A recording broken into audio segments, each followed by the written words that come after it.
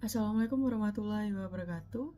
Perkenalkan, nama saya Gevira Nur Fatima dengan NIM G002370 dari kelompok B4. Di sini saya akan membuat video laporan anatomi.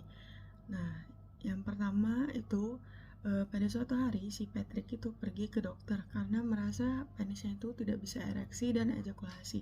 Nah, jelaskan mekanisme ereksi dan ejakulasi. Lalu yang kedua itu ada jelaskan kelenjar-kelenjar yang bekerja pada saat proses ereksi dan ejakulasi beserta fungsi kelenjarnya. Nah, di sini yang pertama kita akan menjelaskan mekanisme si ereksi dan ejakulasi. Jadi, ereksi itu dia tuh suatu kondisi di mana si penisnya itu menjadi kaku dan tegak. Nah, seperti jaringan erektil ketika terisi dengan darah. Lalu, ereksi itu merupakan efek pertama perangsang seksual pada pria.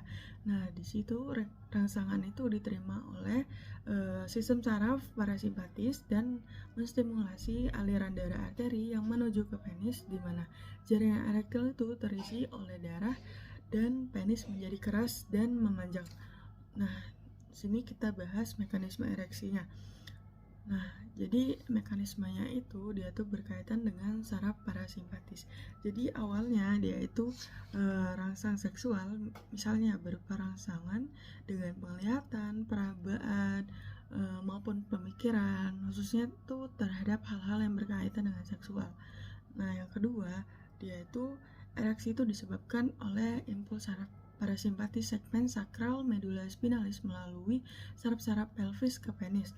Jadi si reseptor aferen itu nervus dorsalis penis, dia itu membawa impuls atau rangsang menuju sentrum, yaitu si nucleus intermediolaterales cornu-lateral medula spinalis segmen sakral 2-4.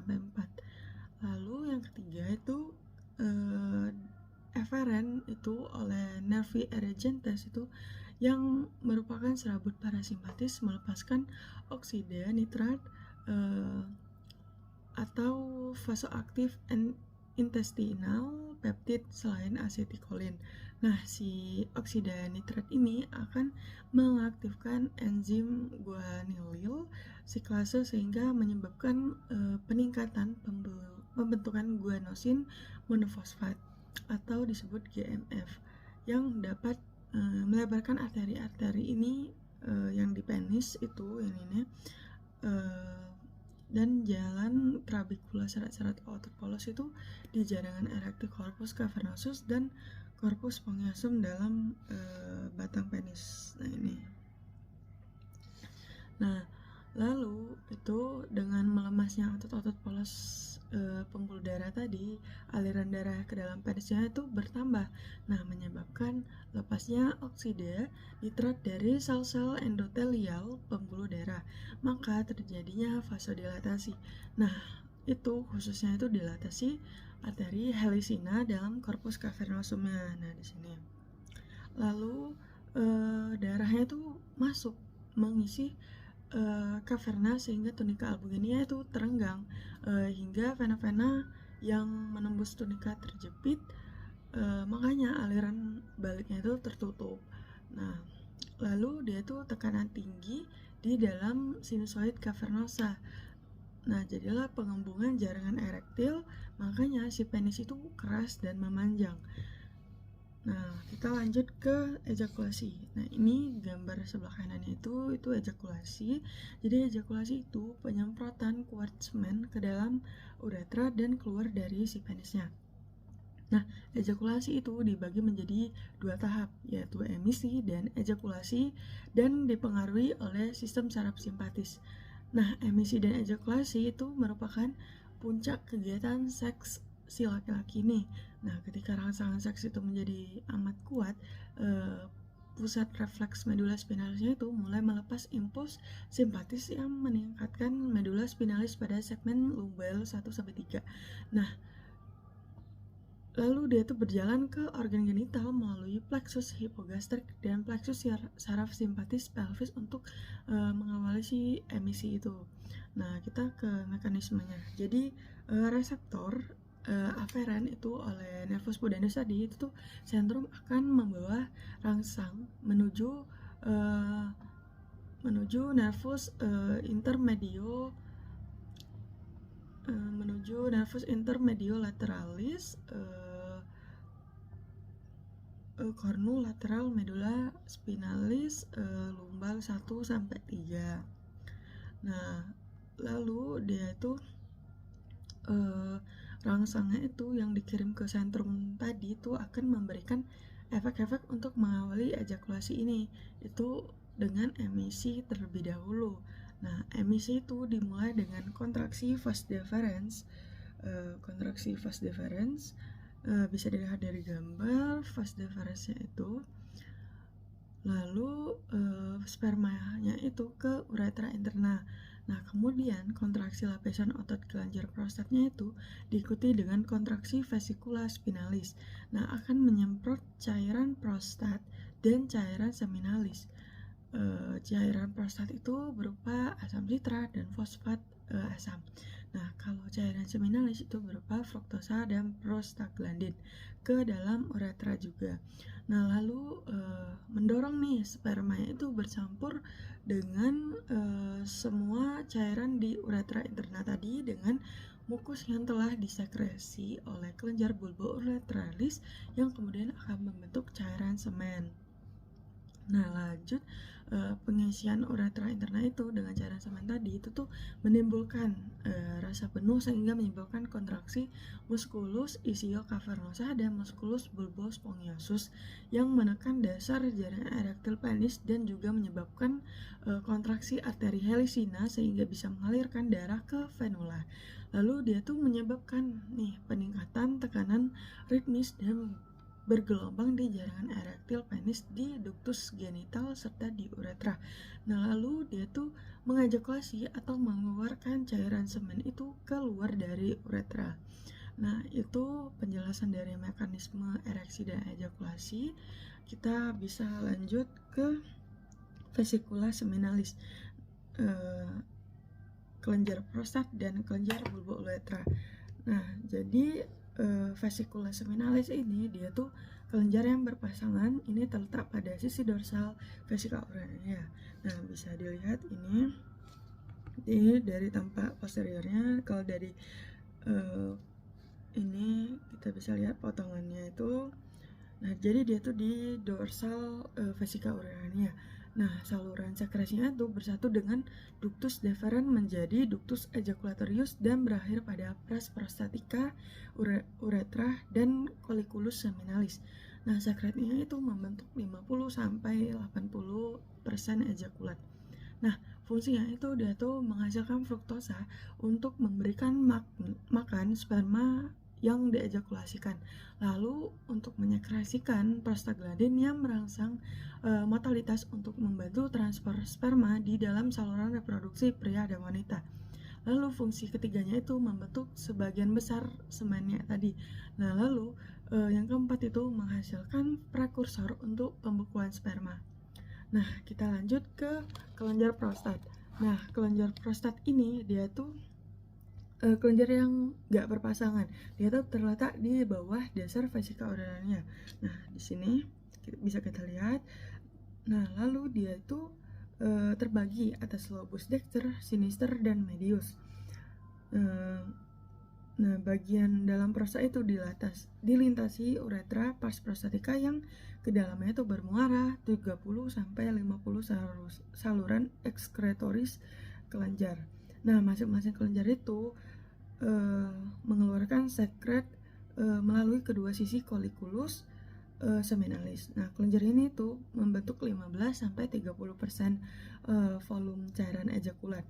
Nah, prostat ini terbagi ada beberapa zona. Bisa kita lihat ini ada zona periferal, zona sentral, zona transisional.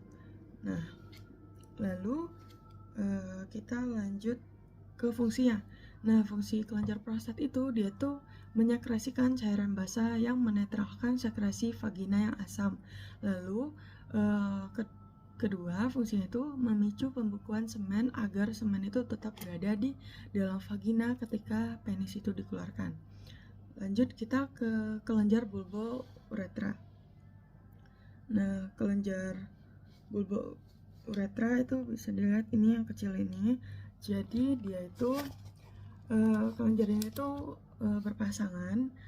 Nah, kelenjar itu tuh tertanam di dalam otot perineum pada spatium profundum perinei di bawah dasar panggul. Nah, kelenjar Kolperi ini dia tuh memiliki saluran sekresi yang panjangnya itu 3 cm dan bermuara ke dalam bagian proximal pars spongiasa uretra. Nah, kita ke fungsinya. Jadi yang pertama itu fungsinya tuh menghasilkan sekret sebagai pelumas pada ejakulasi. Lalu yang kedua itu membersihkan uretra dari residu atau sel mati dan urin untuk menyediakan jalur ejakulasi. Lalu yang ketiga itu dia tuh fungsinya itu membuat air mani itu menjadi lingkungan yang cocok untuk spermanya. Nah, mungkin itu saja penjelasan dari kelenjar-kelenjar yang bekerja pada saat proses ereksi dan ejakulasi. Nah, kita lanjut yang nomor 2. Jadi di soalnya itu Nyonya Puff itu baru saja menikah dengan Tuan Crab. Nah, mereka itu menginginkan anak dari hasil pernikahan mereka dan sedang mengusahakannya. Nah, jadi pertanyaannya itu jelaskan mekanisme fertilisasi hingga implantasi embrio pada proses pembuahan. Jadi di sini gambar sebelah kiri bisa kita lihat kan. Jadi awalnya itu si ovum itu yang dilepas oleh ovarium itu akan disapu ke mikrofilamen ke arah ostium tuba. Lalu kemudian itu diarahkan ke area ampula. Nah, saat koitus dia itu jutaan sperma itu ditumpahkan ke fornix vagina dan sekitar persionya. Dari jutaan sperma itu hanya beberapa yang bisa masuk ke cavum uteri dan tuba. Nah, hanya beberapa ratus yang dapat sampai ke ampula itu, di mana spermatozoa itu dapat memasuki ovum itu yang siap untuk dibuahi. Jadi dari ratusan sperma tadi itu hanya satu sperma yang akan membuahi si ovumnya. Nah, yang di gambar kiri itu, jadi dia itu yang pertama itu spermanya itu akan membuahi menembus corona radiata melalui enzim-enzim terikat membran yang terdapat dalam membrana plasma kepala sperma dan berikatan dengan reseptor ZP3 di zona pellucida. Ini gambar, ini corona radiatanya. Nah, lalu dia itu pengikatan sperma dengan reseptor ini itu memicu reaksi akrosom, yaitu saat enzim-enzim hidrolitik pada akrosom itu dibebaskan ke zona pellucidanya. Nah, ini jadi yang lanjutnya itu dia itu enzim akrosomal itu mencerna zona pellucida membentuk jalur ke membran plasma ovum. Ketika sperma mencapai ovum, dia itu membran plasma itu keduanya ini dia tuh berusi. Nah, lalu kepala spermanya tuh dengan DNA-nya itu memasuki sitoplasma ovum. Nah, ini memasuki, lalu sperma itu merangsang pelepasan berbagai enzim yang tersimpan di dalam granular kortikulum, granular kortikal di ovum, yang nantinya itu mengaktifkan reseptor ZP3 dan mengeraskan zona pellucida sehingga menghambat terjadinya polispermia. Nah, kita lanjut di gambar kanannya ini, dia itu kalau dari ovum itu dia itu terjadi di ovarium awalnya kan. Nah, awalnya itu ada folikel primordial, kemudian mengalami perkembangan dan pematangan sampai akhir menjadi folikel the graft. Nah, lalu dia tuh terjadi proses ovulasi. Jadi si folikel the graft ini akan mengeluarkan si ovum yang kemudian akan ditangkap oleh Fimbria tuba uterina. Lalu ini pelepasan ini. Nah, lalu dia itu ovum akan berjalan menuju ampula tuba uterina dan akan bertemu dengan sperma di sana. Nah, terjadilah fertilisasi. Nah, saat fertilisasi dia tuh ovum yang sudah di bawah itu dia tuh ditransfer ke kavum uteri. Nah, dia tuh dipengaruhi oleh arus cairan yang lemah dalam tuba. Selain itu, kontraksi tuba uterina itu membantu perjalanan ovum. Nah, ini bisa kita lihat perjalanannya. Nah, lalu selama proses transfer itu terjadi pembelahan ovum menjadi blastokista. Kemudian blastokista itu mencapai kavum uteri pada hari 4-5. Jadi dia itu dari sini. Nah, lalu itu mengalami implantasinya itu pada dinding endometrium itu pada hari ke 5-7. Nah, di sini implantasi. Ini gambar gedenya. Nah, kita lanjut ke nomor 3. Nah, nomor 3 soalnya itu si SpongeBob dia tuh berobat ke dokter karena mengalami masalah saat buang air kecil. Nah, dia itu mengeluh pipisnya itu yang keluar itu sangat sedikit sejak 5 hari yang lalu. Nah, yang pertama jelaskan alur perjalanan urin pada traktus urinarius. Yang kedua itu jelaskan mekanisme proses berkemih. Nah, yang pertama alur perjalanan urin.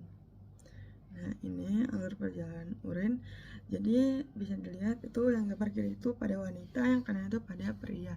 Nah, yang seperti kita tahu itu tuh urin itu dibentuk oleh sel-sel ginjal yang melalui proses filtrasi glomerulus, reabsorpsi tubulus, dan sekresi di tubulus. Nah, setelah urin terbentuk itu, maka akan dialirkan ke ureter ke kandung kemih untuk ditampung. Jadi ini ureter ini pada pria, pada wanita itu ya. Nah, setelah ditampung itu, jadi di ureter itu ada yang sisi kanan sama sisi kiri. Nah, ureter itu dia tuh nggak mempunyai sphincter, jadi aliran urinnya itu dari ginjal ke bladder itu mengikuti gaya gravitasi. Nah, setelah ini kandung kemihnya salah, jadi ini vesika urinarianya. Nah, jadi ketika kandung kemihnya itu sudah penuh, maka urin itu harus dikeluarkan melalui saluran uretra. Nah, uretra ini tuh memiliki 2 sphincter. Jadi dia tuh ada sphincter uretra internal dan sphincter uretra eksternal. Nah, tapi yang pada wanita sama pria itu berbeda uretranya. Jadi di pria itu dia tuh panjang sekali kan. Ini di sini tidak kelihatan. Jadi ureternya tuh di dalam si penis ini. Jadi di sini dia tuh. Nah, dia itu sangat panjang kan, makanya itu menyebabkan si laki-laki itu beresiko untuk mengalami batu ureter. Lalu pada wanita dia tuh lebih pendek, makanya itu beresiko untuk infeksi saluran kencing. Nah, mungkin itu alur perjalanan urinnya. Lanjut kita ke mekanisme proses berkemih. Nah, mekanisme itu jadi yang kita ketahui itu bladder anatominya itu dia tuh dindingnya itu ada si otot detrusor. Nah, dan di uretra itu ada 2 macam sphincter yang sudah tadi saya sebutkan. Nah, si detrusor muscle dan sphincter internal itu dipersalafi oleh saraf otonom. Nah, saraf simpatis dan parasimpatis itu yang mekanismenya itu saling berlawanan. Sedangkan sphincter eksternal itu dia tuh dipersalafi oleh saraf simpatis yang bagian dari saraf somatik yang disebut pudendal. Cara kerjanya itu secara sadar. Nah, aktivitas saraf simpatis itu pada detrusor muscle ini dia tuh menyebabkan relaksasi tapi menyebabkan kontraksi pada sphincter uretra internal. Nah, ketika relaksasi dinding kandung kemih itu urin akan mengalir tapi untuk menjaga agar tidak bocor. Makanya si sphincter internal itu akan kontraksi.